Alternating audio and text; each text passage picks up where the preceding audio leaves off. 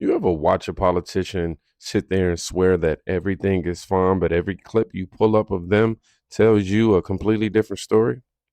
Today, we're walking through 8 clips that hit the exact same pressure point. Trump just dropped devastating news, and Ilhan Omar starts unraveling publicly in real time. Check this out. There's, a president that is always unhinged, always strange, always creating chaos and division. And he seems to have a real obsession with anyone that is an immigrant in this country that is not of European descent. You don't hear him talking about the accent of his wife and, the fact that she came here as an immigrant or any of those things, or the fact that she gets to have an opinion even though nobody elected her into office.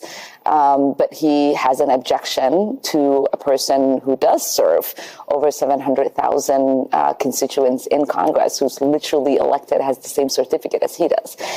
But I think for me is I feel embarrassed for him because in these attacks, what he does, and I think with the likes of Nancy Mace and whoever that Randy guy is, they expose themselves for how stupid they are. And that is embarrassing for us as a country because these are people who are elected to positions of leadership.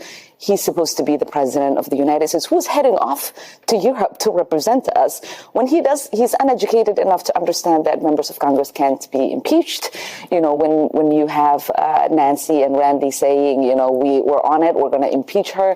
When they're saying they're going to deport me, knowing full well that you cannot deport an American citizen. What that displays for not just Americans, but folks on an international platform is that our country is being led by idiots. And that is not something that we should be comfortable with as Americans.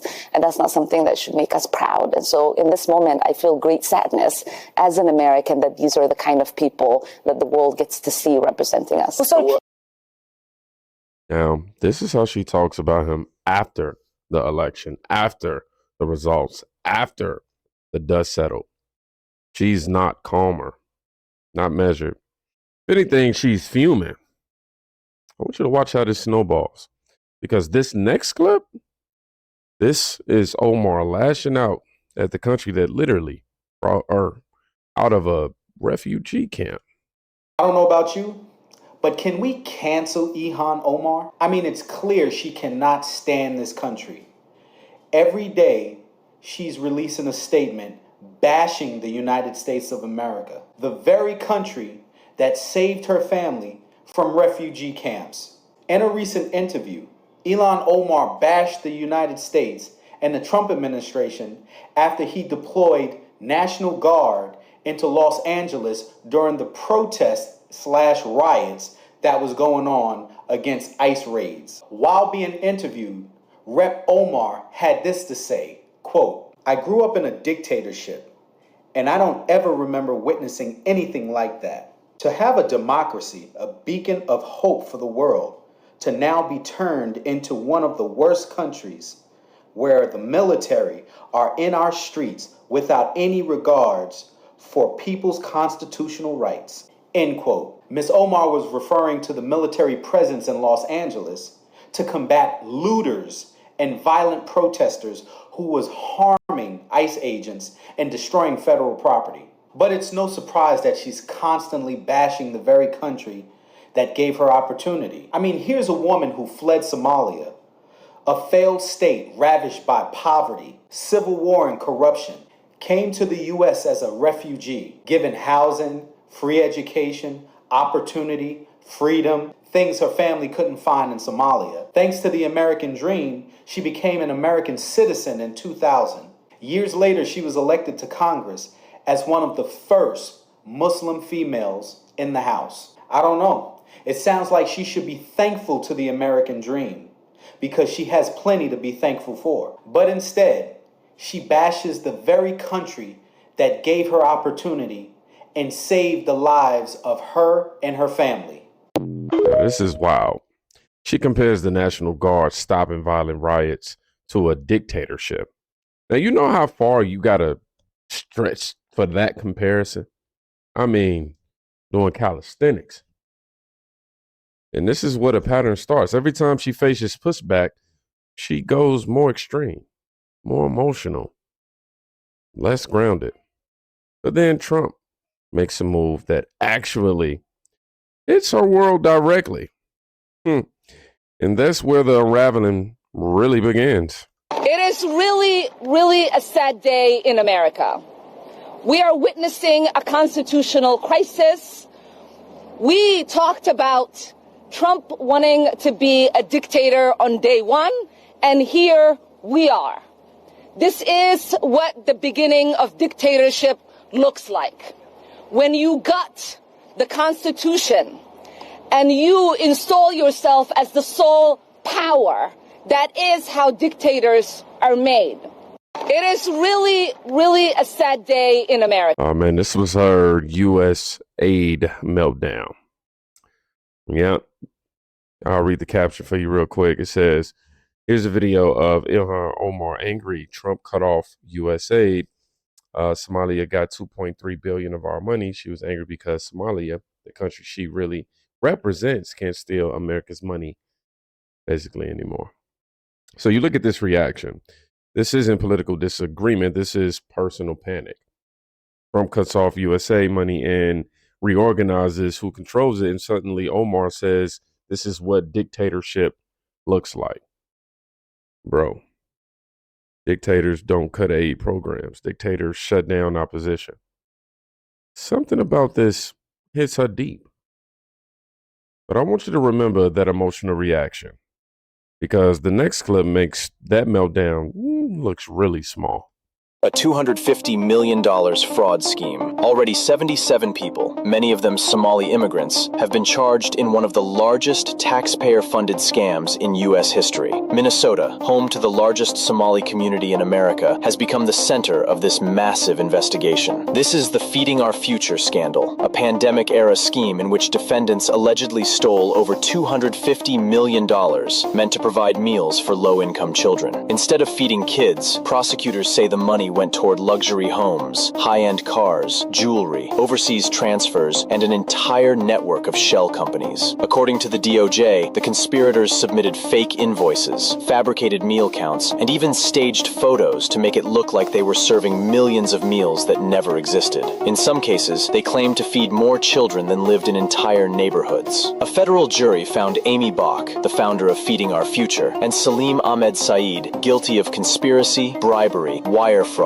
money laundering. Federal officials say more arrests may still be coming. This is where the floodgates open. One of the biggest pandemic fraud scandals in the entire country. And it explodes inside Omar's own district. 70 plus suspects, 250 million stolen, money moved overseas, luxury cars, wire transfers, fake meals. And somehow the media tries to pretend this has nothing to do with a politician who's been representing this area for years. Come on, man. This is where the viewers go, okay, something follows her everywhere she goes. But you thought that was bad? Watch this next one very, very, very closely. Because this is the clip nobody wants you to play. Genetic match, the DNA match to the man who was her second husband. They went to 3 continents. They found a cigarette butt and a drinking straw, which they sent it to a DNA laboratory and found conclusively that the DNA matched, that the second husband was a sibling, according to this DNA sample. So the very day that they were going to unleash this on the world, and in fact I was interviewing one of the people involved, the FBI swooped on the gentleman, Anton Lazaro, from this Republican PAC up in Minnesota, and arrested him on some different charges. Who knows whether he's guilty or not guilty? I mean, he's not guilty until proven, but he's in jail. And so his story never got to see the light of day. I mean, luckily he'd told the FBI they were not interested. They told him the statute of limitations had run out.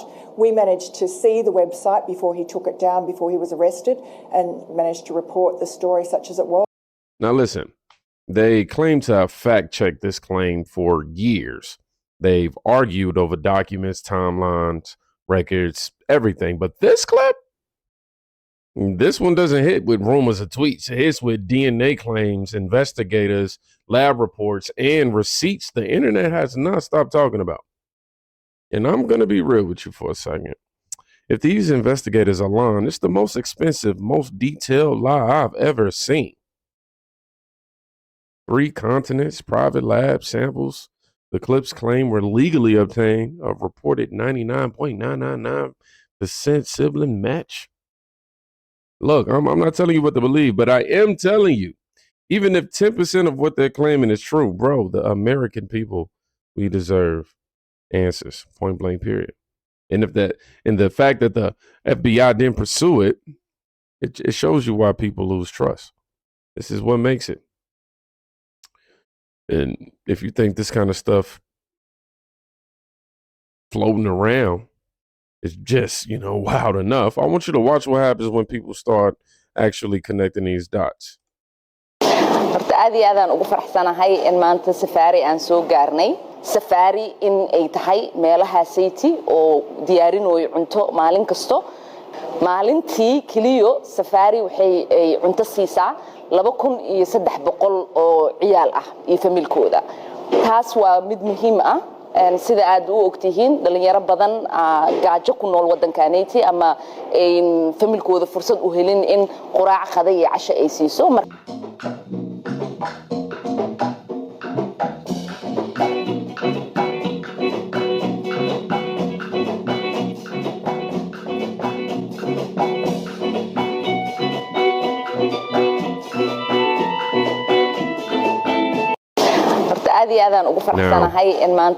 This is insane. A restaurant at the center of a fraud investigation, and Omar filmed a glowing community video there during COVID. I'm not saying she knew, but at some point you have to admit the coincidences are stacking up like Jenga blocks on a windy day. And then we got the clip that breaks the internet. Every time it resurfaces. ni aan wada dhisano anigu waan ahay gabar Mareykanka laga doortay oo Congress-ka Mareykanka ku jirto laakiin waxaan ahay gabar Soomaaliyeed gabar idinku jinsi ah gabar idinku af ah gabar idinku diin ah oo ahade qof iyadoo da'yar wadankeedii laga kaxeeyay wili xiise u qabto in maalin wadankeedii ay ku noolaato oo dadkeedii wax ay la wadaagto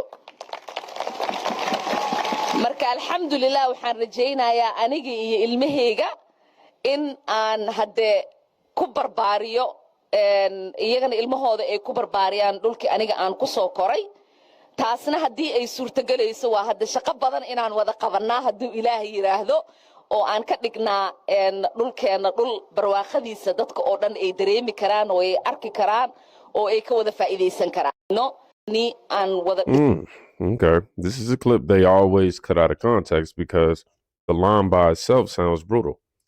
And when people see it by the millions, they don't hear nuance, childhood context, or full speech. They hear, I miss my country. I dream of living in Somalia again. And if you're already frustrated with it, this is a clip that pushes it over the edge because, the caption literally says, then B, go back to Somalia. And then comes the final question. Knock one of the earphones out. Got one more. Ooh, excuse me. Y'all know we allergic to the BS. Ooh. But then comes the final question. The one that ties all of this together into basically a national debate. My boy Trump posted this on Truth Social. He said, would you support the idea of foreign-born citizens be barred from running for office? Yes or no? And he also posted it with this picture. This is where the country is headed. People aren't just reacting to Ilhan. I'm probably saying her name completely wrong and been saying it the whole video, but they're not just reacting to her anymore. They're questioning the entire system. Who gets to run the country? Who should be allowed in Congress? Should naturalized citizens face limits? I mean, I don't even want to scroll down to show y'all all the comments. But this is the direction voters are thinking now. So let's close this out. When you watch or you see all 8 clips in a row, you stop seeing isolated headlines. You start seeing a pattern. Every time pressure hits, there's a meltdown, a contradiction, another scandal, another investigation, another set of coincidences nobody wants to talk about. Trump, he obviously dropped devastating news. Ilhan, she didn't just react. She unraveled publicly and repeatedly. And if you made it to the end of this video, that's why I want you to put America is watching. That way I know. Y'all be safe. Please go check on a friend today. You can quite literally be saving their life.